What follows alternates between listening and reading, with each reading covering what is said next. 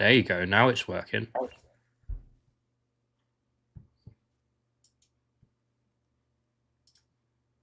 We're live. Oh, yeah, we're live. We're live? Hey. Are we on We're YouTube? live. Do we make this work? Kind of. So, hey everyone, welcome to After Dark, where we forget everything that we know how to do about emerging tech.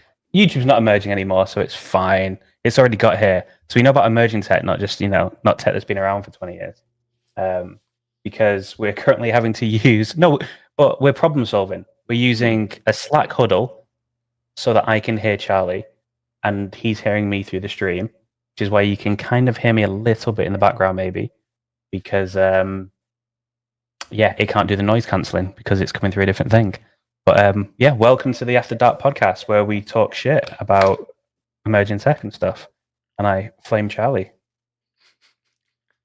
I mean, it's hard to How are you doing, play Charlie? with a Dota hat on, man. I'm not gonna lie. I mean, I'm gonna flame you with emerging tech. okay. Oh, Charlie, this is an AI version of Liam. He also thinks you're Among XD. You're Among XD. That is the AI version of my voice that I've trained with 11 Labs. Oh shit! I've been looking at what they're doing. It's good. It's really cool. Like, I think between 11 Labs and a platform called HeyGen, I can actually create podcasts of myself without actually being in my podcast room. With visuals, which is just right? Yeah. Where's I'm probably going to suggest something that's like way out of the realms of possibility here. But is there any chance if I share my screen it comes through? I think so. I don't see any this is the first time we're using this platform. So CollabCam, if you share your screen, maybe I can. Yeah, it's shared. So there was a thing which I'm going to try. Nope. So there was a function that Ash put on that allowed us to share screens and then put our camera into like the bottom right, but we haven't built that out yet. Yeah, but if you click on the... Oh, no, don't do that one. Get rid of us. Click on the cog on the... Yeah, click on that and then go on settings. Or maybe that one. Yeah, put it there. That'll be fine. Boom.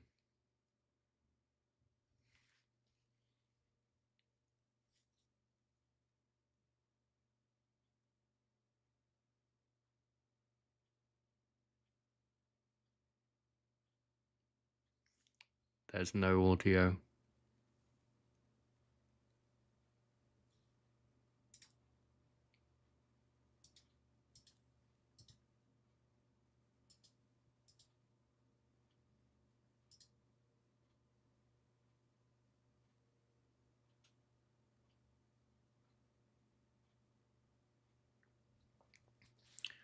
Can you hear me? Nope. Okay, let me bring you back. Oh, you couldn't hear me, could you then? No. Right, okay. So, that video that you just saw then wasn't me. That was all AI generated. So it looked real, apart from the hands were a little weird. Yeah, the hands at times. So basically what it was, the reason why there was like a black mark on my face was because I had stupidly put out this candle with my fingers during the podcast that I used as the clip. And after putting out the candle with my fingers, I touched my face. So there is a podcast out there where I've got a black mark on my face. And I just used that little clip just to try and train it. And it's really fucking good because the hand movements are all completely AI. But the HeyGen audio, can you turn your speakers down a little bit more? Is that possible? Are you still able to hear me? So the HeyGen audio is not really very good at all. It made me sound like a Cockney, but the 11 Labs audio is really, really good, but it's not cheap. But you can plug 11 Labs into HeyGen. So yeah, basically I've now got a workflow that I need a bit of time to sort of test out. But I think all the pieces of the puzzle are there. I can basically make videos that make it look like I'm sat here while I'm sat in my pants in the living room cuddling the dogs. But you have to talk into the mic, so you could actually.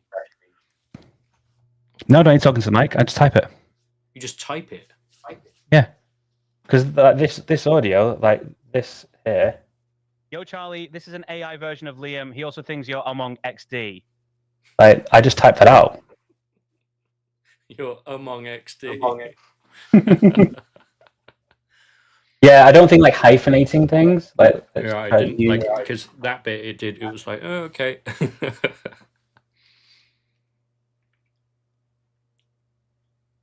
Yeah, there we go. So if I play this, let it go without hyphen. Let's see what happens. Yo, Charlie, this is an AI version of Liam. He also thinks you are Among XD. It's better. I mean, it's better. And the cool thing is, according to the system, the voice isn't very good. Like, I've got a little warning sign saying your samples are too short. The output won't be very good. So you can train it more and make it more. Oh yeah. So it actually fine tunes a model for your voice. That's sick. But is it private? Like, is it technologically Chinese walled, so no one can nick Liam's, deep fake your life, deep fake you saying something mega racist or something. So I've only, I mean, yeah, you probably could, but I've only used it and tested out. I've used 2,000 credits, and on the plan that I'm on, it's $22 a month. So you get basically 2 hours of audio for $22. You get 10 hours of audio a month for $100, and you can buy more credits. So it is well cost effective. Yeah, if you're shooting content or making shorts or whatever. And then HeyGen, I think I'm currently even on the free version of HeyGen. What about the backgrounds? Can you superimpose realistic looking backgrounds? So like I could do this, me talking, but yeah. So then it's HeyGen.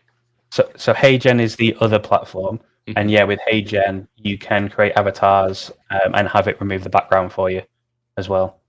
And they have kind of pre-made avatars as well that you can kind of select from. If you just want to do like talking head videos, they've got a load of AI people that you can use as your presenters that look pretty good. But it's obviously way better if you make yourself. Well, yeah, you'd want it to be yourself because it's got more utility, I think. I think it's a really cool thing of like one of the founder who's called like Joshua has made a model of himself.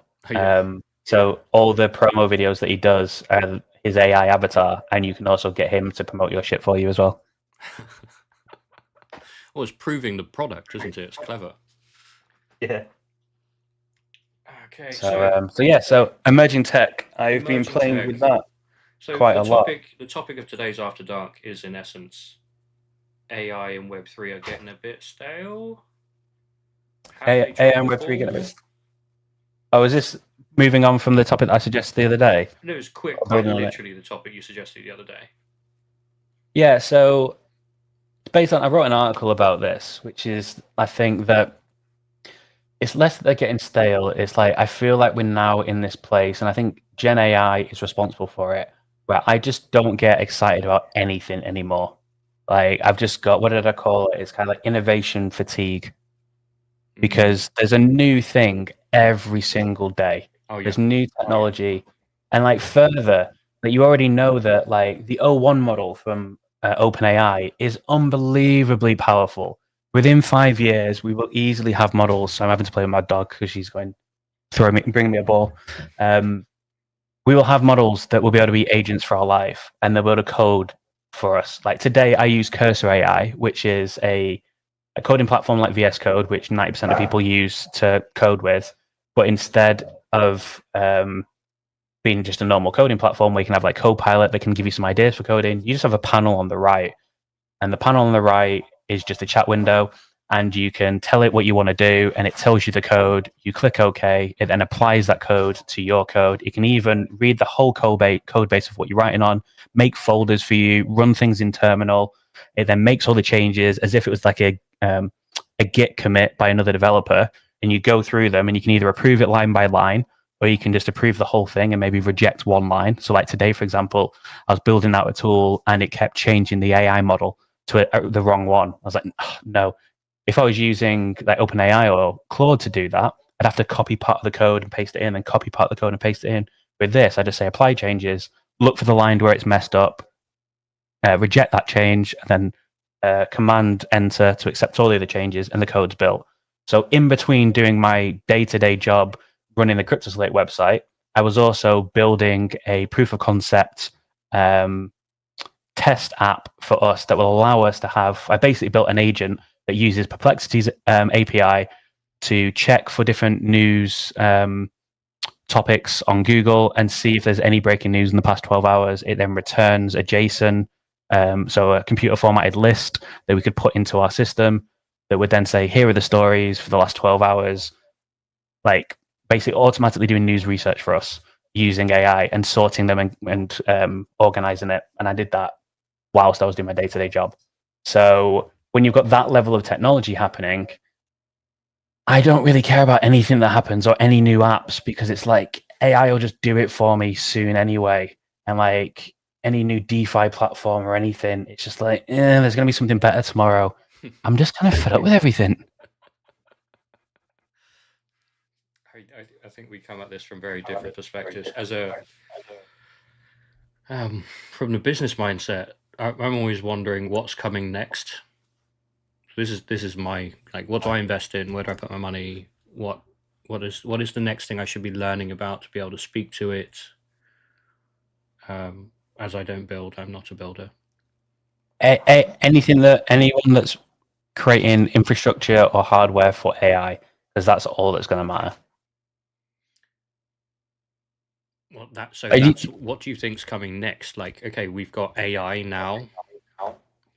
AI agents so Salesforce last week launched Agent Force, Really? which is AI agents built into Salesforce. That whatever modules of Salesforce you've got, you now have an AI agent that can do all the stuff you don't want to do. So it can be sending emails for you, like doing lead gen, qualifying leads, emailing you, copying you in, like doing HR, like every aspect of Salesforce now has agents that can just do bits for you. So their view, which is the correct view as well, is that it's AI plus humans equals win. And that's what they've built into Agent Force. It's not AI to go and do your job for you. It's AI to do the parts of your job that a robot could do to make you faster and more efficient. So, but we know that that's the current, like that's happening now. And I think I read I had an interesting article. I can't remember. It was by some German chap who said to get AI where it needs to be by 2030, it's going to take trillions and trillions of dollars. It's going to take a huge amount of electricity, a huge amount of data. Like, how far away are we from really being fully generative AI, like properly generative AI? I think it's a while away. So what's going to happen is NVIDIA really need to pull their shit together, basically, because ASIC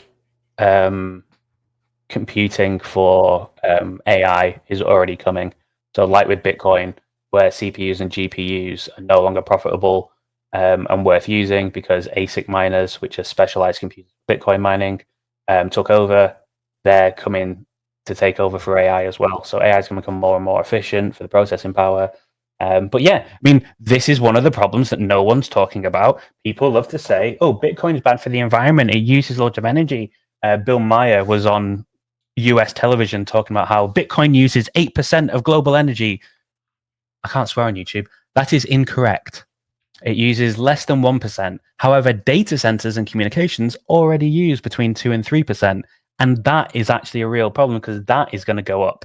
Whereas Bitcoin miners, to go on a little rant, Bitcoin miners can curtail energy based on demand. Bitcoin miners are good for the environment. They're good for energy grids. They make energy grids more efficient. It has been proven. They curtail energy when energy demand is high, and then they use up wasted energy when demand is low, making it more efficient and cleaner. So if you want to talk about big bad for the environment, AI is actually a real problem for those reasons. And scaling, I just think the answer is just better ASIC miners and renewable energy, because for the same reason, there's no just like you can make Bitcoin renewable while Bitcoin can harness stranded energy I mean, in all honesty, there's any reason why AI can't? Why can't you put an AI farm with a couple of Starlinks in the middle of like Africa where there's a waterfall? Yeah, I suppose you can do that. So I think because we need energy that's not necessarily local, we'll probably see more globalization of energy usage of natural resources because we would have put things like Bitcoin farms and AI in places where there's stranded energy. And I think that'll probably be the solution. But I mean, I'd hope yeah, so. I think there's limitations on that, and that a bit like memory scaling and storage scaling, Moore's law. That again, I will find that conversation and send it to you at some point. But it was the requirement. It was exponential, the requirement amount of energy and information needed. So we'd need to scale the infrastructure exponentially in order to facilitate it. and I think they will do because it's profitable. Like, Mm. It's the thing; it's profitable, so it will get scaled. And yeah, maybe it'll fast track us. I mean, hopefully we don't start just burning more coal to get there. But I think more like nuclear fission and more nuclear power plants in general, I think can solve a lot of that. Got a lot of not a lot, but I've got some investments in uranium for exactly that reason, because we are going to need more and more power. But I don't know. Maybe we fast track ourselves to a Type 2 civilization and build some Dyson spheres. All right, we're going to stray away from that one today. I know you're writing a paper, but genuinely, this conversation is supposed to be centered around. It's boring because there's so much innovation. There's so, I echo what you're saying.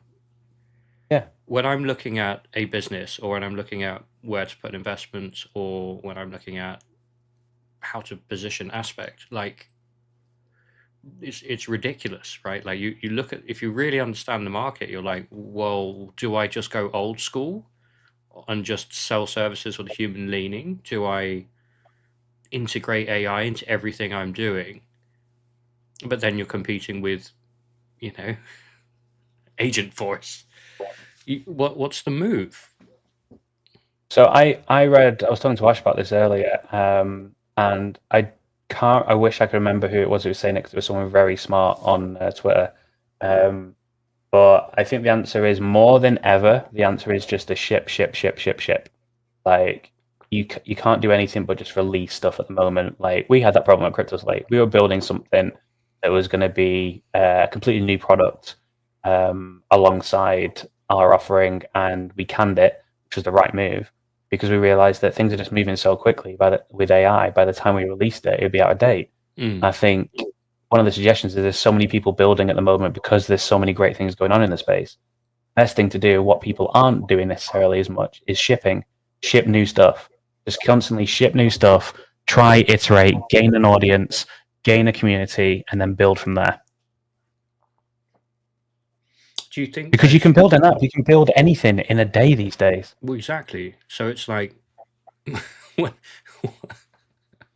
what's the point, right? Like, why would you build a SaaS? Yeah.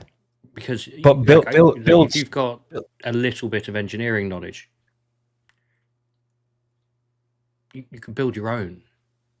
Yeah, I mean, the app that I built today was like sick and really simple, but for me, but it would have taken me like at least a week to build, and I did it like on my other screen while I was working.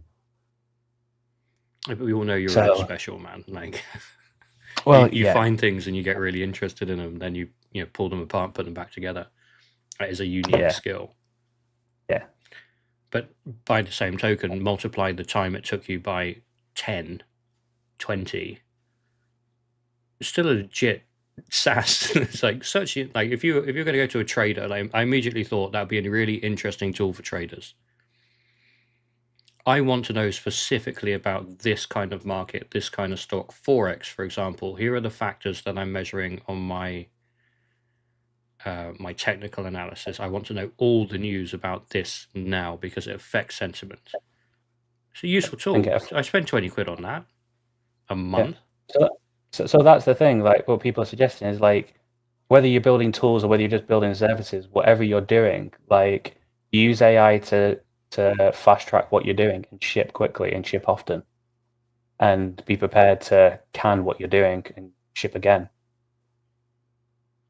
I think that makes a lot of sense in today's world, because I think that's the only thing you can do. Because I say by the time you've actually released something, there's something that someone else has released that does it using AI. And then secondly, like I think there is this fatigue that you just don't know what's gonna hit at the moment, because I think there are a lot of people that are just like another thing that someone's trying to sell me. Yeah. So I know you hate marketing, but we both were once upon a time in the marketing game. How do you capture attention in a market that's saturated like this? By the way, I also do think we're a little bit ahead of the curve. I think it's important to note that, like, Oh yeah, day to day sure. we're in it, and it's a completely, it's a completely different thing being in it and actually building stuff than, like, I'm overwhelmed with the amount of SaaSes and the, like, mentoring the copper accelerators as well. Like, the stuff they're doing is cool, but I had a quick Google and I find a few other things .ai that are, similar. Even ideation is better with AI. You know what I mean? Like, what's the move? Well, like I said, I mean, in terms of reach, I honestly don't know. I think luck seems to be a huge factor in it these days. Luck, timing, you mean? Like, just right timing, right preparation, business luck. Yeah, I always kind of come back to like the amount of times you see a post on Reddit that's probably come from TikTok of like this streamer that's been streaming for like 6 years to one viewer, and then some other streamer with a big following happens across them, likes them, does a video, and then posts that video to Twitter and says, this person's content's great, let's get them a follow. And then you see the post like 2 months after it happened on TikTok, and you go on their Twitch account and they've now got 1 million subscribers. Like, I feel like that's kind of part of the world these days, that it's just like you can keep doing good shit, but like, and hope that eventually you get a bit lucky and that you get put into like the zeitgeist of the internet. But then when you couple that with maybe having to keep fresh and keep shipping new things, maybe that gives you more chances to get picked up and get interested, get interest from someone, because it's another new thing. I don't know. Maybe it's an interesting conversation to think about how you can gain the most leverage chance. I mean, like, I've been looking at a few things. Sorry? It's part of the reason why I'm not marketing anymore, because I don't know. I did marketing for 15 years. I claim to know zero about marketing these days. Okay. Yeah, he writes content every day. Yeah, I don't market, though. That's someone else's job. Okay, buddy. That's someone else's job. Okay. Well, I mean, at that point, I'm kind of... Do you think it will stop? Like, do you think the rate of innovation will stop, or we'll just all get used to it? Do you think it's just aggressive now and we're like, whoa, so many things are coming out? Well, like I said, I think we get to this point within like 5 years where we all have our own AI agent buddy that's on our phones, that's trained on our own data. Like, that's what I hope anyway. I hope we have our own open source, local, private AI model on our phones, which is kind of what Apple are doing to a degree. So I'm glad to see that happening. I really don't want someone like OpenAI or Microsoft to be, basically, I really don't want what happened with Google and search to happen with AI, because I feel like that's the end of the world for me, because we already give our data away for the internet at the moment, and that's starting to go down a little bit. The sorts of data we're going to have to give away to closed AI companies to get it to do what's going to be really convenient and awesome is going to be terrifying.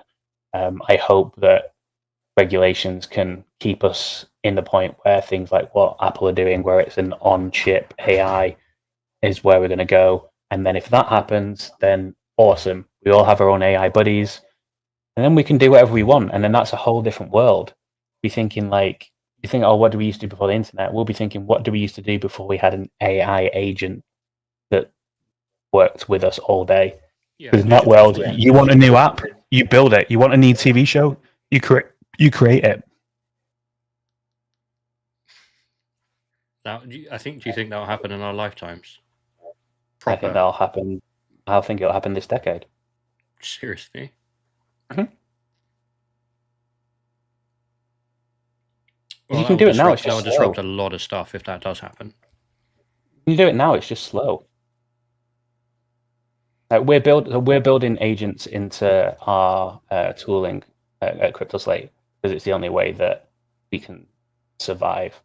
What's going to happen as a new news media company? Obviously, we're potentially in the category of something that's really in danger by AI. Mm-hmm. Like things are already trying to take AI sort of over the news. But the key thing is that you need humans in the loop, and I think within this decade we'll have agents that can do the stuff that I said. I don't think we'll have AI that can perform a lot of tasks that humans can without any human intervention. For me, the most important part is humans in the loop and multiple stages with AI. Right. AI makes you better at your job. It doesn't take your job. No, it doesn't. Well, unless your job kind of didn't really have any value anyway. I don't know about that. Did you see that the new Uber driving cars are out in San Francisco? The Waze one. Self-driving cars. They're called Flow something, and they drive 24 hours and they only stop to charge. My brother sort of took a video. It's just their steering wheel just steering itself. Mm-hmm. I was like, oh wow. If they can, yeah, I mean that definitely. Yep. Little robots, little drones.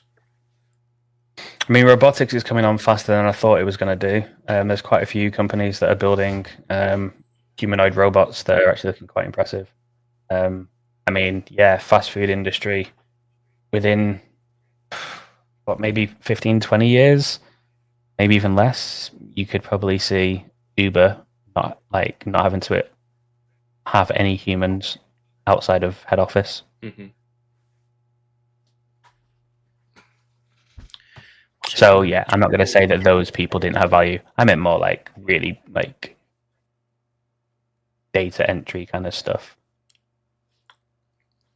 It's interesting. It's really an interesting time. It's got to be. I mean, the key thing is got to be say AI won't take most of people's jobs, but someone who uses AI better than you will. So it's how can you learn how to use these tools to work alongside you? And like you were saying, how do you get ahead? You get ahead by not thinking what's coming in the next 5 years. It's thinking what might come in the next 5 years and how can I build at least 80% of that now. Yeah. Because I think all that's happening in the next 5 to 10 years is just streamlining of the technology we already have. Like, you can already create videos using AI that look like Hollywood movies. They're just a bit slow and a bit crap. They're going to get much faster. Years, entertainment, massive.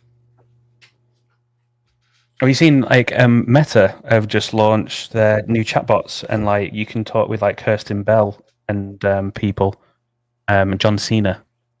Really, and you can have a conversation with John Cena. Mm-hmm. Like a voice conversation with John Cena. It's his AI voice. Well, so you get a wake up call in the morning from John Cena being, "Today, Charlie, you are gonna do it." Like you got like your motivation bot. That is sick. Yep. But it's not out in the UK yet because of regulations, which sucks. But also, I am fine with them making this stuff take longer because it's got to be right. It's crazy though. So it's just I'm just kind of bored of new stuff because to say I can either build it myself faster or using AI, or someone else will release something that does that for free. mean, I think that's the key thing is how do you charging for stuff these days? There's so much information online, and with AI, I think that's more of the interesting thing for me. I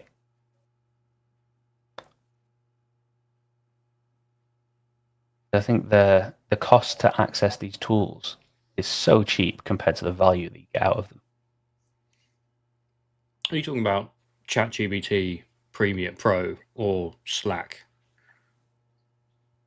Yeah, no, things like ChatGPT's top tier, Perplexity's top tier. You just find so much information.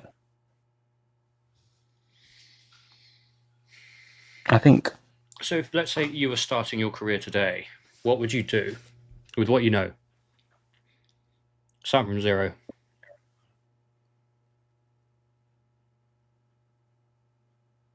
Apply to be a journalist. Would you not think journalism's going to die? Or at least think get hyper competitive? And almost you've got to be an influencer to be able to do it.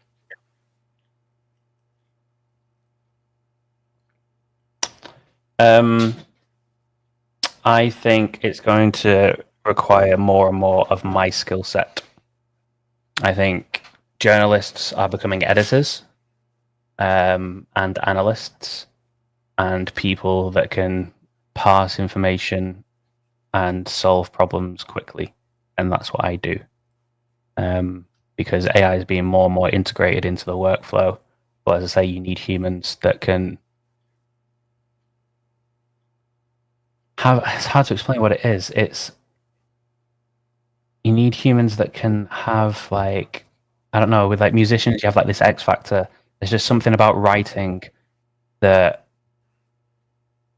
AI just can't edit stuff to write. It's got to add that sort of human quality to it. That's kind of an intangible, and also fact checking as well, hallucinations and so on. Yeah, because you can only rely. It's only so much information you can give it. So you've got to understand the industry. So someone that doesn't know crypto industry, so an editor that doesn't know crypto would probably be only as good as an AI editor.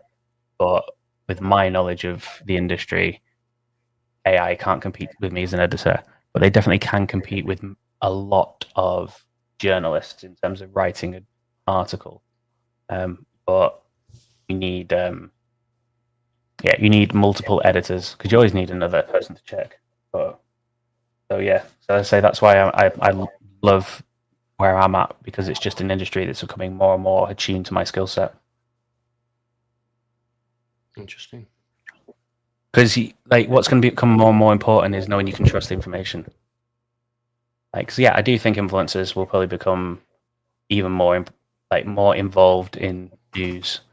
But there's so much crap out there that's just not true, and I'm really good at fact checking stuff. And that's why people in the industry read the news that I put out. We've got to be one of the highest read platforms for people in the industry, and that's why here when I go to events and I talk to people that work in the industry read Crypto Slate, because you know that it's going to be accurate, you know that it's going to be relevant. We're not talking about the latest Doge Inu swap token. And we're fast using our tools. BlackRock made a filing about its ETF on Friday, how it changed the withdrawal process for Coinbase to 12 hours based on some rumors that had been running around. Mm-hmm. I was 4 days ahead of everyone else on that story because it came out late on a Friday night, and because of the tooling that we've got, I spotted it, wrote it, edited it, got it live, and then on Monday morning when I came in, there was still a lot of publications that were putting out as if it was breaking news. So it was Thursday, I think I put it out.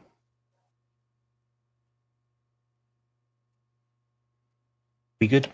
And it's all about process and tooling. So what about you? About me? Well, I think for finance, strategy, marketing, or ops, it's a really complicated time. I think there's so I think for strategy, more and more you're using AI to kind of feel out ideas and test markets and get data quickly and evolve quickly. And one of the biggest challenges with that is everything is changing so fast and evolving so quickly that if you make a play you need to really understand the play that you're making. Because if you're too slow, it will be done by the time it's like you get there. Like it'll be, the opportunity's gone. So you almost have to have a predictive, like, a crystal ball of what's coming next. But not just, what's coming next, but what are the 3 steps ahead of that? Because by the time I get there, this is relevant. I think in marketing, your example, the majority of these jobs are going to be automated, and it's scary.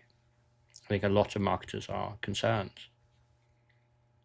Now, I mean, like automated, like SEO, for example, is being automated like crazy. Like you were talking about AI tooling. You can like run ads pretty effectively using AIs. You can create articles that are pretty decent and then run them through another AI so they sound human and then edit them. You can stack all of this stuff for, like you said, not a lot of money. We're about to do it, right? Aspect's about to do this. We're about to own certain tag words and space that are currently are coming. We think they're going to be the next byword for this marketing service, or we will make it the next byword for this marketing service. And I will have to go on lots of social media to do that, and my face will be everywhere for a little while. But again, it's predictive, and that's why my questions were geared that way, because that's what I'm focused on right now. What's next? But not like right next, but 3 steps ahead next. And I think sales is a scary place, honestly, for AI, with the advent of AI. I think sales should be less scary place, because if you use AI properly, all the crap part of sales can be done using AI. Yeah, but think about that industry. So I don't know. Did you ever do a sales job when you were younger? Have you ever sort of door knocked or cold called or done? Yeah, I was the MD of a company that had to bring in work. So, well, yeah, there you go. You get your bones through doing that bit, the SDR bit, the sales development representative, basically the call setter. If that stuff's automated, where are the young guns going to get their experience? Because they're not as effective, they're not as cost effective for sure. They've got way more problems than flipping a switch on an AI.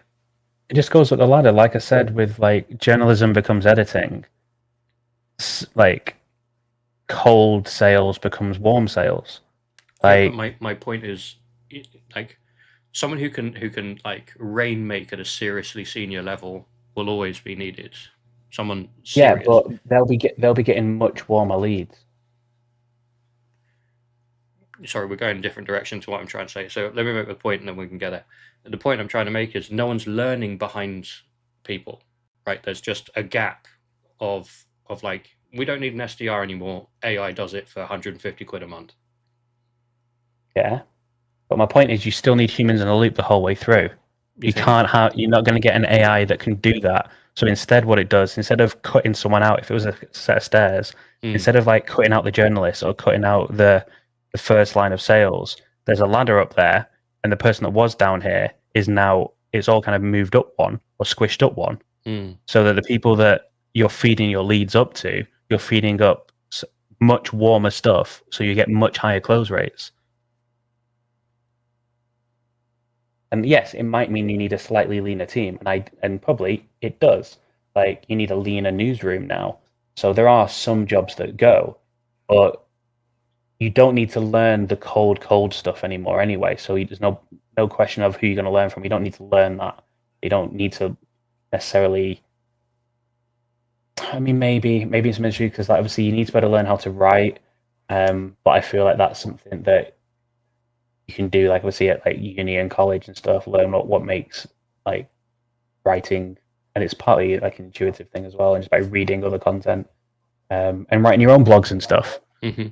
And I think with sales, maybe it's the same argument. It's selling your own shit before you start working with someone else. Because if you think you could ever be good at sales, why wouldn't you, with the tools that we've got and the agents we're going to have, make your own little mini products and sell them? Yep. And you'll be getting people that say, "Hey, I've already got this automation workflow that I've got, and I can sell these things. I want to sell your stuff because it's higher ticket and I can get better money." Or we'll end up with just way more entrepreneurs and fewer big companies. Everyone's just working for themselves. I mean, that could be a way that we go. In the bigger companies become more and more lean and more efficient, which I think is also deflationary, because people then have to compete more on price. So I do think AI makes the world more deflationary. I think that's the benefit. But then also everyone can compete more. That will be a higher, even bigger competitive market, because like when we came up, like people like Mark Zuckerberg were making apps in their bedroom and creating Facebook. With AI, you don't even need to write a code to make Facebook. Mm-hmm. So the competitive landscape is going to be huge, which is also why it's boring. But we'll probably get to a point where, and we already kind of are in some areas, where it's actually just agents talking to agents. Like, I was talking to Ash about this. I was like, very soon, like, you'll be able to implement technology into your tech stack where, like, Ash will write a document and some sort of brief, and she'll be able to say to her bot, "Tell Charlie I've finished with this, get him to have a look at it." It will then have a look at the document, summarize it, send you a message saying, I've done the work. And Ash might add in a little bit and saying, "I'm not sure about section 7 or something." It'll have a look at the work, say, I've done all of it. It'll have a look at your brief, and it'll say, "I've done all the work. I've hit all the things on your brief, except for point 7, which I'm a bit unsure about." Your agent will then get that message, look at your brief, look at the document, see if it matches up with her agent's assessment of it, and give you a review. And you were to say, "All right, cool. What was it about section 7 that she didn't want to do? And did she put A, B, and C into the beginning because we talked about that offline and I don't know whether she remembered to do it." It'll do all that for you. And then you'll be able to go, "Okay, cool. Tell us set up a meeting for tomorrow if her calendar's free, and we'll talk it through." And then your agent will do that, and you'll have a meeting at that time, if it's available, where you can both actually look at the document for the first time. Mm-hmm. Yeah. But all of that shit can be done while you're still just getting on with what you're doing.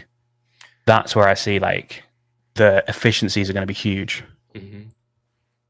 I agree. What about all the noise in content? So this spans everything. It's like you flick on TikTok, YouTube, Instagram, Reels, whatever. There's these Minecraft jumping around a certain route, and then there's this automated voice over the middle.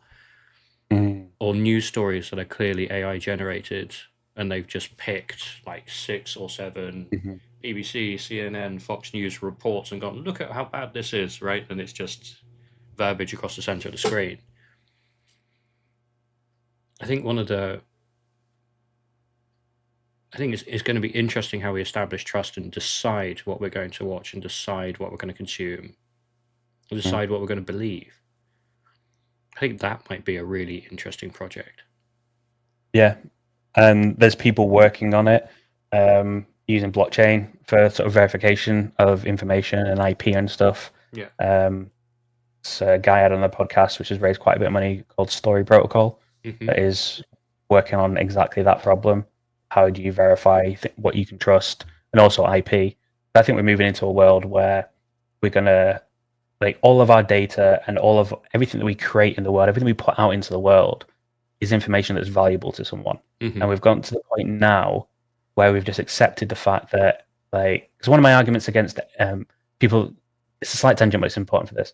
My arguments against, like, saying OpenAI shouldn't be able to train on just the internet's data. Well, I trained on the internet's data, so why can't an AI train on the internet's data? If it's available and free, Like if I'm an artist or whatever, I see stuff, my brain learns about it, and I can then use it. Why can't an AI do the same thing?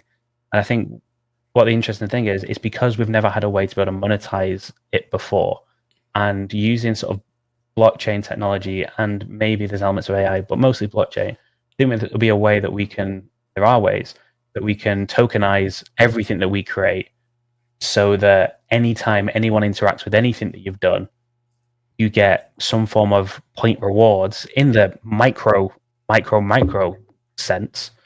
So everything you do that's got value, that an AI. So if an AI wants to scrape your Twitter account, cool. It's going to cost you a billionth of a penny for every post. Stuff like that. Everything you create has value, should be able to be monetized. So I think that's kind of how we start to go into that level. That maybe you can start on this new protocol of the internet that would be created from it. The more value you have, the more you get rewarded for it. The more trustworthy you are, the more people are willing to pay for it to ingest your data, and everything becomes monetized. Literally everything you do in the world, even down to like the data on your Apple Watch and stuff. Because at the moment, people are just taking it. Dash cams on your car that are used to reduce the insurance payments that you have to make sure you're a good driver. Mm-hmm. The data that's collected is invaluable to countless companies around the world, even anonymized. But you don't get anything for it. Your insurance company just probably sells that data to someone else. It's your data, really. Yeah. But then again, and believe me, I'm sure this is tried. I think too many people are making too much money. It's definitely not been tried because like technology didn't exist. The technology exists now. And I think, like you said, I think the problem of AI is going to make it so we're going to have to find a new solution, because otherwise, how are you going to trust anything? Like, we need ways that we can verify where content's come from, how trustworthy it is. 100%. I think using cryptography is going to be the answer to that, and some form of cryptographic proof, which most likely ends up being some form of blockchain. It's most likely the answer. You can verify where it came from, proof of humanity. Interesting. I think brand is going to be really important. Personal brand. Mm. I think personal brand is going to be huge. I think community is going to be huge. We identify as. I think community is probably. I think you're right. I think it could be massively underestimated because to answer your thing about the noise, you're already seeing Gen Z dropping a lot of social media because there's too much noise out there and going offline. I don't think people will want to stay offline because community, and most people enjoy at least some form of community. So I think smaller niche communities will become invaluable because of that trust as well. Mm-hmm. Yeah, I think community is going to be huge. You know what I think is going to come back, which is cool, because of all this digital noise. I think local community will come back. Mm-hmm. Like, we're from Clapham in London, and we live near the high street. So don't screw up our neighbourhood, kind of thing. Mm. That mentality will come back. Yeah, I can see that. I'm also quite interested in. Sorry, so that's the marketing salesy bit, and then like in operations, everything is as you said, with like right tooling. It's right tooling. There are so many parts of operations that you just need a human being. Like someone has to make a calculation that a machine just cannot do. I mean, yeah, currently can't do, or make the decision that you don't want the liability of. So thinking like that, I also think deal structuring and the need for non-disclosure or privacy is important as well. So there's a lot of things, but yeah, I think it's an interesting time, man. I don't think it's dull. It's definitely. I think it's just become infinitely more complex, and you just have to be better. I think that's what AI has forced everyone to do. Be better. Yeah, I mean, I just feel like I'm a little bit in just a waiting mode, though. I feel like everything is just waiting for agents to be better because everything, and just because it's just how I am, just because everything is going to change so much then. And like, it's obviously it's why I don't run a company, because you can't just sit back and do nothing for the next 5-10 years. Mm-hmm. But it's just why I don't get super excited about stuff. It takes a lot for me to get excited. But I mean, there are some examples. So a tool that would allow me to make podcasts as good as like this recording here, while hanging out with my family, like there's value in that to me. Like if I can still put the same quality content out, but be able to hang out with my dogs, cool. Like there's value there. That, Cool. that interests me, and that's different and it's new, and I'm not seeing anything that can do that. It still requires me to use two different tools plugged into each other, so it's definitely cutting edge. You know what I mean? It's not like there's just an app on your phone that just does it instantly. It takes hours to do, but I enjoy that kind of geeky stuff. But that's why it takes a lot for an app to interest me. Well, we've got many more weeks of this to try and find one. Oh, and I'm sure there will be. I'm just definitely in that position. It's like, impress me. Show me what you got now. Right, we've been rabbit on for a long time. I think we should call it here before. Yeah, this is time. That was fun. I think once we finally got it working, it's good. Yeah, ideally let's figure out the last little bits of this and get that screen up so we can do more screen shares. Because I can definitely show some cool tools and stuff. I can even show like a bit of this like cursor AI thing to you. Because like you could build apps with this tool. Like you could build apps genuinely. Okay. But an app can be just a tool to do something. That's the thing where I think people miss the idea of this is like, have you got two data sets that are incompatible and you need to put them together and organize them into a certain format so that you can put it into another app that doesn't accept it, or so you can make a presentation out of it. Mm-hmm. Like, gone are the days of opening a spreadsheet and like renaming a load of cells because one's in the wrong place, or like copying one spreadsheet over to the other, and some of the tables are quite aligned, so you've got to do some manual stuff. Like, anything that's manual in life on a computer, Done. like, yeah, like editing, like means like Grammarly for spell checking. Yeah. Like what Gen AI is becoming is like app building for like anything else on your computer when it comes to like data. Like you can just say like fuck it, instead of instead of either taking 20 minutes to do the work or just not doing the thing, you can just build an app that will just solve that one problem for you. Like, hey cursor, I'm trying to move this spreadsheet to this spreadsheet. The fields are all wrong. This is the problem I'm having. This is what I want to get out of it. Here are the two spreadsheets. Fix it for me. Okay, sure. I'm going to build a Python app for you. 1 second. Okay, hit go. Right. There you go. There's the answer. I've done it with loads of stuff. Like, I tell you what, I'd like to build a motion app that was geared to me. So like a personalized motion, you know, where it like changes the calendar setting to like realign your time. Right. I thought that was very clever. But I got into the UI UX and I was just like, oh no, like this is a mess.